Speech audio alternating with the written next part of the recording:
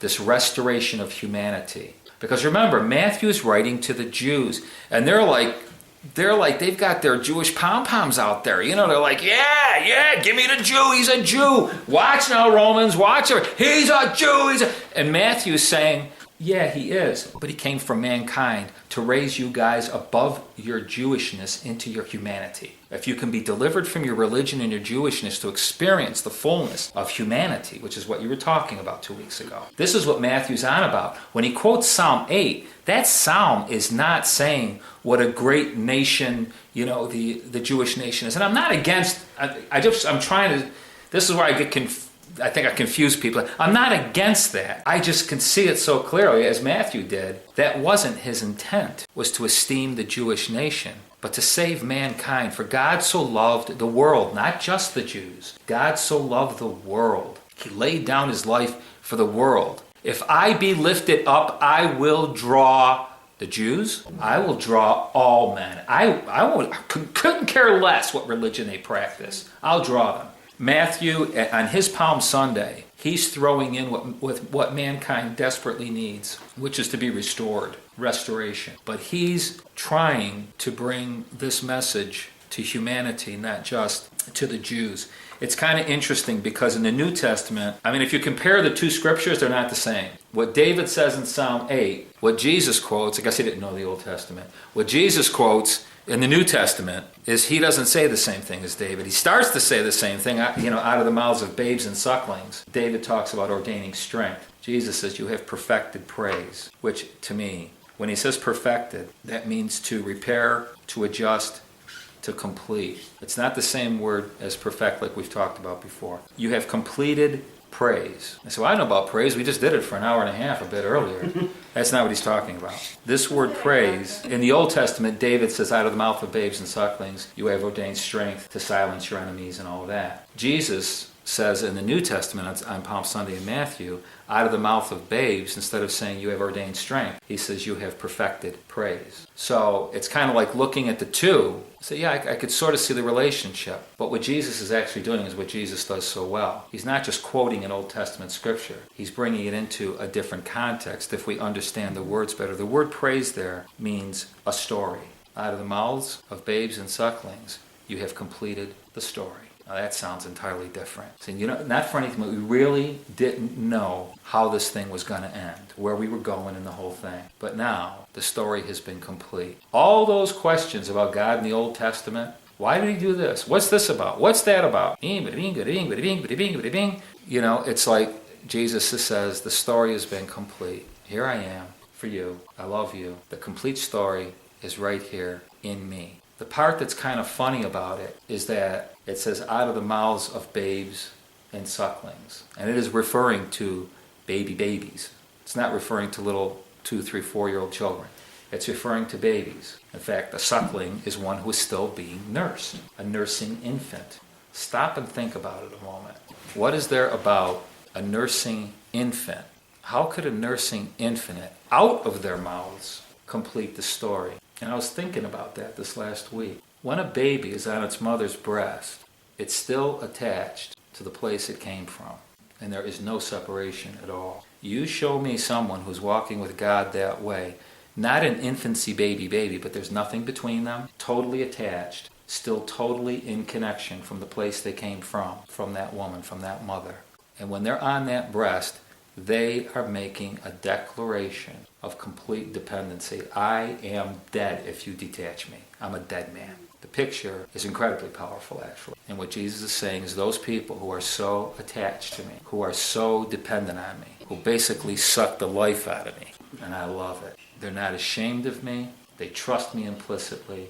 They know if we separate, they're dead. I'm telling you, that completes the story. In the context like David, when David would say, you've ordained strength. This is not your plan for crippled people, maimed people, that whole thing. That is not your plan. In Gethsemane, Matthew's Gethsemane, it's in Matthew 26. Again, it's 20 verses long, and we're not going to read the whole thing. All of the Gospels have Jesus' prayer in some kind of a context, the betrayal, the arrest, the trials, all of that, everything that happened that night. Maureen, would you want to read in Matthew 26, verses 47 through 56. While he was still speaking, behold, Judas, one of the 12, with a great multitude with swords and clubs, came from the chief priests and elders of the people.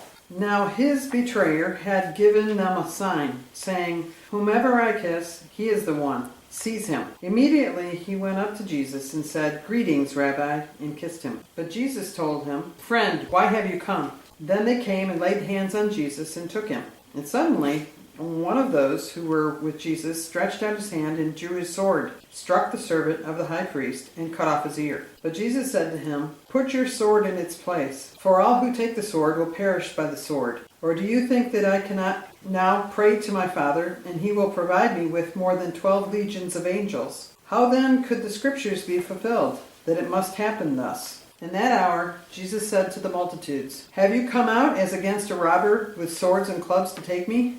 I sat daily with you, teaching in the temple, and you did not seize me. But all this was done, that the scriptures of the prophet might be fulfilled." Then all the disciples forsook him and fled. Matthew records something, again, that the other guys don't, that I'm sure Jesus said. Nobody else records it. They all record the deal with the cutting off the ear. John makes sure that we know it was Peter. Luke, the physician, makes sure that we know that he picked up the ear and put it back on and healed them. They all have some. But Jesus, in the middle of those verses that Maureen just read, makes a comment about putting away your sword. There's a couple different things I just want to say about that. The Jews had fallen into the mindset of empire building. You know, the Roman Empire was called an empire, not a kingdom. An empire. And there's differences between empire and kingdom, which we don't have the time to get into all of it tonight. But I will say this. The most outstanding difference between empire and kingdom is relationship. In other words, an emperor is not in any way related to the countries that he takes and conquers and builds his empire. He is the emperor, this is my empire. It's the kind of thing that Satan was offering Jesus in the 3 temptations. I will make you a king over all these kingdoms. You can rule over all of them. What he was offering him was an empire, not a kingdom. He was offering him unrelated, non-relational authority. You're the boss, man. Just tell him what to do. And Jesus rejects it and says, no, that's not, I don't build my king. I build my kingdom in relationship. I am relational. Because the difference between an emperor and a king has a royal family. And when the king dies, the son or the daughter, however comes in their place. They don't rule because they've conquered anything. It has nothing to do with conquering. It has to do with the kingdom itself and relationship within it. The point is this. The Roman Empire conquered everybody, and they had an empire. And the Jews were thinking, and we all know this, that when Jesus came, when their Messiah came, he would knock off the Romans, and it would be our turn to have an empire. How did the Roman Empire do what they did? They wiped out a lot of people. The Jews are all for it, man. Bring on the Messiah. We'll wipe out whoever we need to wipe out. Give me a sword. I'm going after following the Messiah. Give me a sword. And Jesus is saying, I have had it with swords. I've had it with people killing each other. I've had it with people trying to promote themselves through stepping on other people and everything. I've had it with that. Enough. It's finished. It is not the way forward. Jesus is quite adamant about this sword that we still wield, and sometimes in his name. It has happened when you study your church history. How many people have been wiped out in the name of Jesus? Jews, non-Christians. It's a very, very ugly history. It's one of the reasons why in some places the declaration of being a Christian that we say, God is love. They say, well, you must be some kind of a schizophrenic. What are you talking about? Do you know your own history? The sword that you have wielded. You see, in the garden, Jesus puts the ear back on and heals because he's showing what his kingdom is about. It's not about taking things by force the way the Romans did. It's not about conquering and conquest, not of the nations around you. It's right here. This is what needs to be conquered, quite frankly, for the Lord. And the only thing that can handle this is the sword of the Spirit. You see, basically, and I'm not going to get into it at great lengths tonight, I really would like to at some point, the idea of violence and power and what we actually think Jesus' view, a Christian view, is of violence and power. And we get the expression, our knickers in a twist. We get all confused because we look at the Old Testament and the New and God wiped it, and all this kind of stuff. I just want to sort out this segment saying this. When Jesus was before Pilate, listen carefully, he says, my kingdom is not of this world. If my kingdom were of this world, my servants would fight. That's what he was just talking about in the garden, about wielding a sword. In this world, the way you guys do business is everybody's chopping off everybody else's ears so they don't have ears to hear what the Spirit of the Lord is saying. My kingdom does not cut off ears, it heals them so they can hear. My kingdom does not fight. My servants don't fight. He goes on to say to Pilate, you could have no power at all against me unless it had been given you from above. Recognizing that Pilate does have power, but it's been given to him by God. You see, the bottom line question is, which sword are we going to wield? Which sword has he given us to wield? Which kingdom? Whose power and strength? These are very serious questions in Matthew's garden, because what follows with Jesus, his crucifixion, is intrinsically connected to how that question is answered in the garden. Whose sword? To just end this middle one and then go to Resurrection Sunday. When you do a little bit of a study about the sword, if you would, the sword of the Spirit, the sword of the Lord, you've got Joshua standing outside Jericho, and the captain of the host appears with him with the sword of the Lord in his hand. And they have that little exchange. Are you for us or against them? It's our first question. Who are you for? And he says, I'm here. Neither. I'm not. I don't even think like that. Am I for my daughter or my son? My two sons. Am I for him or for you? As you're intent on killing each other. Who am I rooting for? Insanity. The sword of the Lord is in his hand. When David numbers the people and he has to make a choice, which punishment, which act of whatever words you want to use, the angel of the Lord is standing there with a sword in his hand. He says, I'll take him. I would rather throw myself at the hands of God into his hands for his judgment and put myself under his sword than under man's. Whatever he decides is fine with me. The sword, it always appears in men's hands. And all of a sudden, when we get to the New Testament, when we look at the armor of the Lord, Paul is the first one to talk about the sword. When he talks about the sword of the Spirit and the armor, and he says, praying in all supplication. The sword, Spirit of the Lord, the sword of the Spirit, praying. Jesus says, I could pray. Called on legions of angels if I wanted to. In the garden, I could pray. I'm being pressed. I'll pray. Paul's the first one that comes along and says, don't look in your hands for any sword, because that's not where it is. It's in your mouth. When Jesus appears to John on the island of Patmos, you remember his description? In his mouth was the sword. In his mouth, the Spirit of the Lord is saying, we don't have this kind of a sword thing. He's put the word in our mouth, and he says the word of the Lord is sharper than any two-edged sword. That's in Hebrews 4. Word of God, the word of the Lord is sharper than any two-edged sword. I mean, you can go ahead and wield a sword if you want, but the sword of the Lord, sword of the Spirit, is in your mouth. Matthew talks about, I think he's really presenting that, but even more so, he's reminding us what Jesus said about the sword, about violence, about power. And I just hear him saying, enough is enough. And the Jews who thought that they would be getting the kingdom, in fact, it even says in Acts 1, are you going to restore the kingdom now? Okay? I mean, when do we do this thing? Come on, let's do this thing. They're still asking that question. They've got this idea of conquest and conquering that they've really picked up, this empire-building mentality that the church struggles with, quite frankly. The last thing on Resurrection Sunday, I wrote in the notes here, Matthew 28, which is Resurrection Sunday, is the Cecil B. George Lucas, Ridley Scott, Peter Jackson version. And if you know who all those directors are, they're all these guys that have directed these extravaganzas, with all these, the Ten Commandments with Moses and the Lord of the Rings and, all the Star Wars. It's all these huge productions. When you read the other three Gospels, you don't get the same kind of picture as Matthew gives you. Matthew is the one, we won't read them all right now, who on Resurrection Sunday, he records that there was an earthquake. The other guys don't say that. They talk about the angel in the tomb, the empty tomb. But Matthew is the one that says, there was an earthquake. And the Roman guards, they were trembling. They shook. They deserted their post. All this kind of stuff. Matthew's the one in the previous chapter at the cross. And there was an earthquake.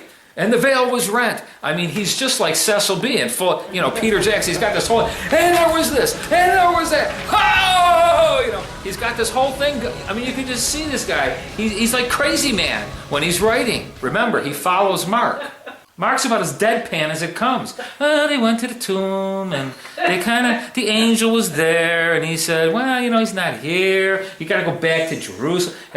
Mark is like deadpan, and Matthew's like, are you kidding me? You can hand that stuff to the Romans, but you ain't ever going to get a Jew interested with that story. And I'm not trying to be rude about this. This is where I think I got a little bit misunderstood there. I'm not trying to be rude. Do you remember what Paul said about the Jews in Corinthians? He says, the Greeks seek wisdom. The Jews seek a sign.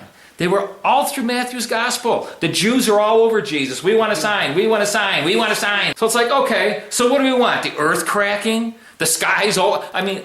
the truth is, all those things did happen. They were all there. Every sign you could want was there. And Matthew says, you need to know this. This Resurrection Sunday was jammed with signs because the Jews want signs. He was writing to the Jewish church. He's the one that records how they went and they bribed the Roman soldiers, that the Jewish leaders went and bribed the Roman soldiers. Don't tell anybody what really happened here today. And they paid him off. Matthew's the one that records how the Jews went to Pilate and said, you got to secure that tomb. This guy said that he's going to rise after 3 days. You need to put guards out there. You need to put a seal on. You need to do this. And it's all right. Go do whatever you want. Make it as secure as you want. I don't care. Really? Matthew's recording these things because he wants the Jews to know, we made every effort. He's identifying with them as Jews. We made every effort, quite frankly, to put a lid on this. And we are not going to be able to stop God from doing what he's going to do. He's going to restore mankind, whether we like it or not. And quite frankly, that little religious spirit in us, that little fundamentalist spirit, rolls over saying, well, I don't like it. They got to do this. They got to do that. Matthew's Jesus is saying, I did it all for all of them, quite frankly, because I love them, because I wanted to. It's finished. It's done. And he's telling the church, the Jewish church, for a couple different reasons. You recognize the problems. You need to know what's going on in your generation. This is what they did behind the scenes. They went and paid off the Roman guards. These things are still being said about us to this day, and this is why. So Matthew's putting them in the picture because this is their generation. This is where they're living. And he's telling them things that are going to be very helpful. Matthew's very, very interesting, and the way he's writing and why he's writing is very interesting. He's the one that records that on the day of the crucifixion, the graves were opened and the saints from the Old Testament got up and were walking around town. It's pretty cool. Nobody else records that. Yeah, that's like Peter Jackson right down the line right there. He's like telling the story. It's true. But I guess what I'm trying to say is Matthew picks up on the things that are going to be meaningful to his audience that the other writers don't. Luke doesn't put any of that in there. Because quite frankly, the Greeks, they'd be asleep. I don't need all the signs. I don't need all the hocus pocus. Luke is the one who's giving us tons and tons of parables and teaching because the Greeks want what? Wisdom. We'll be looking at Luke next week. The Greeks love poetry. He's got poems. They love music. He's got angels and choirs in the sky. He's got Mary singing an aria in the middle of the opera. I didn't realize they were pinpointed towards people because I never thought about it going for anything but everyone. I've got to be careful. I wasn't there and I didn't talk to any of them yet, so I can't say that that's exactly what they were thinking. I would find it hard to believe that any of us, if we wrote about our journey or whatever, by virtue of our careers, our history, our nationalities and cultures, and who we're writing to, if we want to appeal to them, wouldn't write in a way that would make it more appealing. It's not manipulative, it's just common sense. Because Jesus is trying to bring a greater revelation of the Father, our sonship, the restoration of humanity. He's bringing these things in greater measure to us. Next week we'll be in Luke and we'll see what he has to say about those three events. Mark was to the Romans, Matthew was to the Jews, Luke is to the Greeks, and John is from another planet, writing to people who wish they were on another planet.